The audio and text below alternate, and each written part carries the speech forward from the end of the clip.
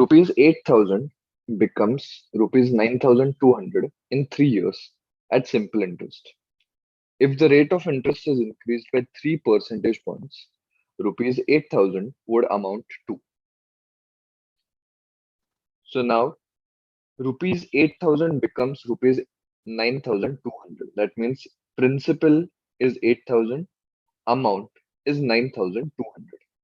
Now we know the formula for amount as principal plus interest. So therefore, substituting these values, we get the value of interest, that is simple interest, as 9,200 minus 8,000, that is 1,200.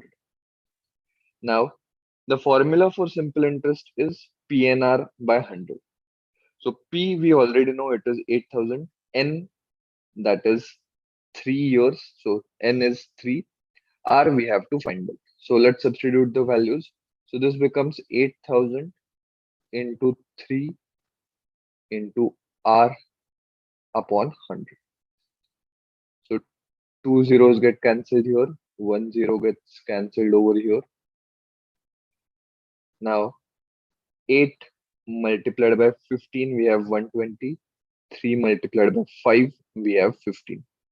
So therefore, we get R is equal to 5. Now this R, if it is increased by 3 percentage points, so therefore the new rate becomes 5 plus 3, that is 8. So therefore, now the new simple interest, we can easily find out. So principal remains the same, that is 8,000.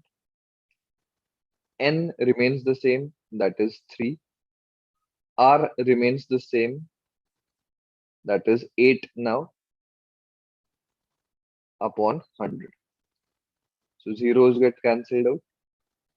So now we have 8 into 3 into 80, that is 1920. So this is the new simple interest. So now new amount